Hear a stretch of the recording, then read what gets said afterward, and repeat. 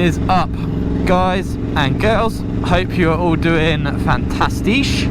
If you join me today, you are clicking on this video through my clickbait thumbnail to look at the top 5, or my top 5 things about the Yamaha MT10. And this, I think, is, you know, irrelevant of the year. I think this will go for all of the MT10s.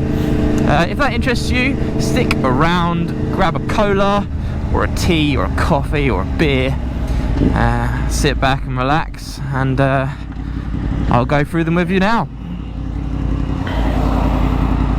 Oh, junctions, man. Let's go and see what's happening at Goodwood, shall we? So, in no particular order, we'll go through a little top 5 for you today. If you're thinking about buying one of these amazing bikes, this is 5 things that definitely should sway you in a positive way. And for me, we'll just go with number 5, or we'll just say one of them, is value. And value on an MT10 is incredible. I can't really say the newer ones are as good a value as the older ones, because they're not. They're getting up there in price a little bit, but all bikes are. All bikes are getting more expensive, you know, the newer ones. I think when the MT10 first came out, it was under £10,000 for a Super Naked, which is, you know, it's pretty good, isn't it?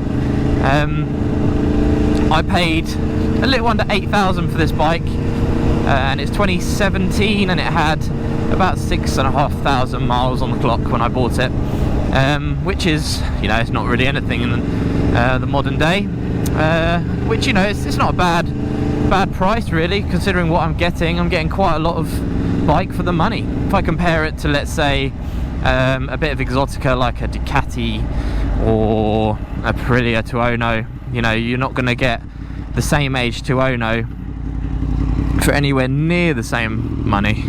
That's going to set you back, you know. 2017 Tuono, you're looking probably over £8,000–10,000, you know, which is a lot of cash to part with, especially if you're not relying on a bike for everyday use. You know, you just want one as a toy. So yeah, it's a lot of money, and I appreciate that. But yeah, value. Definitely think about the value. Have a look around, and, you know, don't just take my word for it. Look, you'll probably realise when you're shopping that they're great value for money.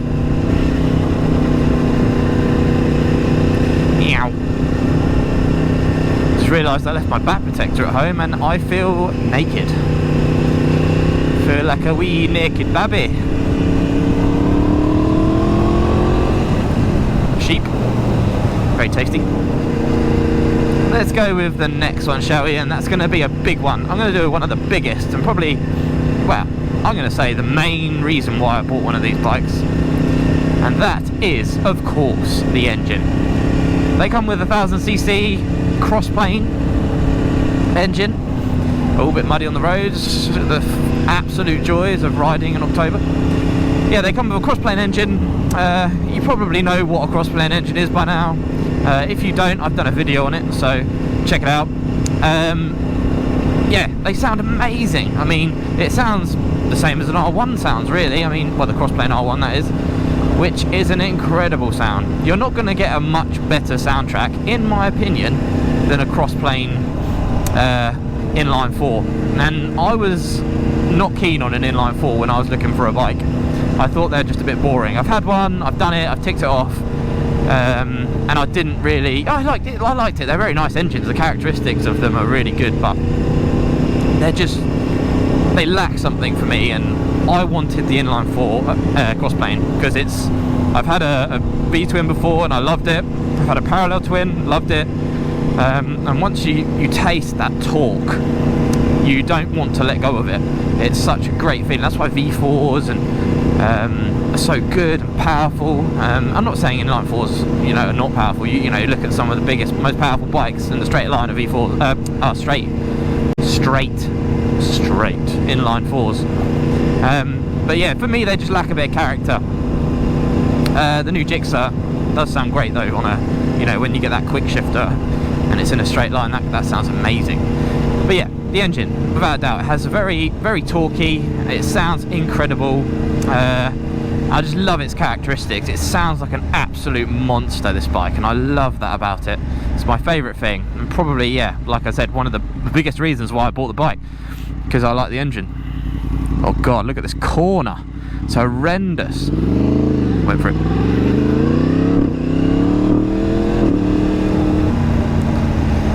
Then just hate it when an insect just flies up in, it hits the inside of your visor and then it just disappears. It's like, where's it gone? Then it's like buzzing in your ear hole or something.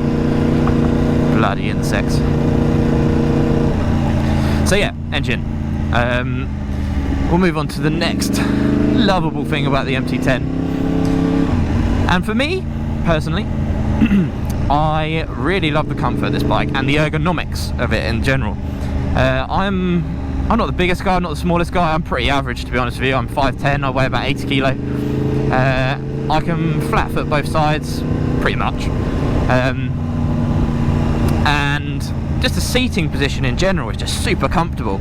I'm not too far forward, I'm not leaning all the way back, you know, it's not like a supermoto where you feel like you're sat on top of a bike, or, you know, like a dirt bike.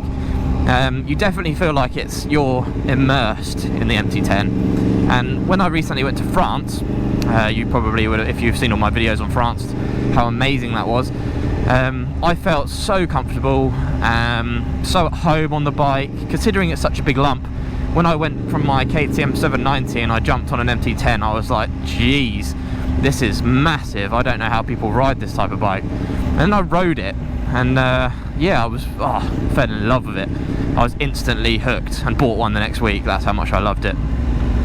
So yeah, don't test ride one if you don't want to part with money. I would suggest that. Well, this is a lovely little village, isn't it? Oh, a nice little willow. Do you like a willow tree? Where am I? Don't even know. There's a pub here though. So yeah, I bought a comfort seat for my bike, and I didn't really need a comfort seat, but as I was going on a 2,000 mile trip, I thought it'd be worth the investment, and I stand by that it totally was. And yeah, it's so comfortable. I think Nakeds have absolutely sold me. I used to have a Super Sports Aprilia, and it was, don't get me wrong, it looked amazing, fantastic bike, you know, around a track it would be amazing, but on the roads I don't think you can really beat a naked bike, especially one like this. It's just dreamy to ride. Let's see if this learner bike gives me a nod. We'll give him a nod anyway. Well done, sir. So yeah, comfort. Have a sit on one if you you know, want to feel what one's like. I mean, I'd totally recommend taking one out for a test ride. They're super comfortable, and I will pull my engine in for this little doggy, and I am very happy with this bike. It doesn't feel big to me anymore. Obviously, you know it's there. It's not like you're on a little supermoto, or you know, you can throw it around really easily. It is a very planted bike, and it, you know, I think it weighs over 200 kilo. It's 215 or 20 kilo, something like that. So it's by no means you know, a super light flickable thing, but it's pretty decent for what you're getting. I don't know why it's really nice just to go slowly down a country lane. I am feeling the cold now a little bit, even though it's a sunny day. It's starting to get a little bit crisp. I think I should invest in a heated jacket or something. I'm getting quite jealous of people that I see with those. Well, sir, I will give way to you.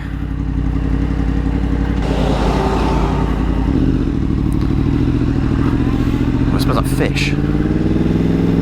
Or poo, I'm not really sure. My smell is really bad. Right, the next thing. Next positive. There's positive vibes here. The next thing I'm going to say, and this is going to be controversial, however, hear me out, is the looks of this bike. I think this bike looks cool, like really cool.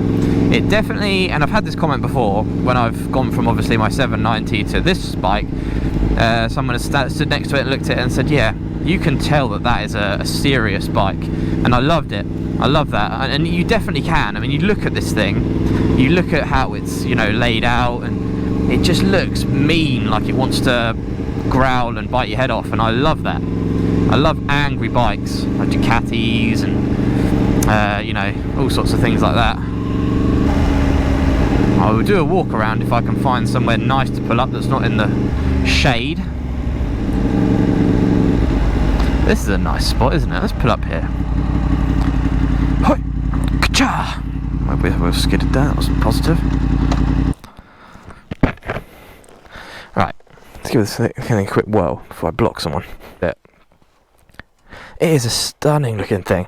I know it's controversial. People either love this bike or they really hate it.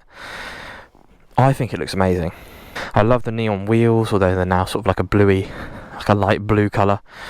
I love the headlights. When I first got it, I was a bit unsure on the headlights because they're a bit transformery, and a lot of people are like, yeah, it's a transformer bike. Yes, we know. But it looks sick, in my opinion. I love the looks of it. So that's another top 5 for me. It's the looks. Hoi. Oh. The only person or thing that saw that was a pheasant, so I'm okay with it. Okay, right, I got it. I had to think for a second as to what the not my top thing, but the final top 5, because there's lots of little things you can say, like the sound of it, you know, like I don't really want to put that as a whole top 5 deal. To me, the sound goes in with the engine, it sounds sick. For me, and this is going to sound a bit annoyingly lame, but I think it has to be there, is the fun factor and experience you get riding this bike. This bike is such a fun thing to get on and, you know, throw your leg over and just blast down the road on. You will be doing wheelies, it will be tugging your arms off, your neck will be sore, and you'll love every second of it. It's just such a brute and it's so fun. For me, there's only a couple of bikes at the top, maybe 3 or 4, that will really give you this sort of enjoyment that an MT10 will give you. Super Duke is the obvious one. That's going to give you quite a bit of enjoyment. You know, absolute hooligan bike. This is an absolute hooligan's bike. And don't be discouraged by figures like some people might say. This bike is heavy. This bike is 10 horsepower shy of something else, like a Tuono. Trust me, I've been in a race with a Tuono. There's not much difference. It doesn't make a big difference, that horsepower, and especially if the rider weight is different as well. Like if I've got someone on a Tuono next to me who's 15 kilo heavier, I don't know the exact math of this, but they're going to be slower than I am. You know what I mean? It doesn't matter. When you get to the sort of 150 plus horsepower sort of range on a bike, it's going to be fripping fast. It's fast enough for any road you're going to take it. So yeah. God damn it. Is this the car that just delayed? No, it can't be. So yeah, I hope this video was helpful to you. I'm now stuck behind a tractor, so it's not much more fun for me. If you're looking into getting an MT10 or you think it might be the next bike for you, then feel free to comment down below. I reply to all of them. I'll give you the most advice I can give you. Thanks very much for tuning in. If you haven't subscribed already, please consider it. It helps me out a lot. 90% of the people who watch my videos aren't subscribed, which is very upsetting. But thanks again for watching, guys. Take care, and I'll see you on the next one.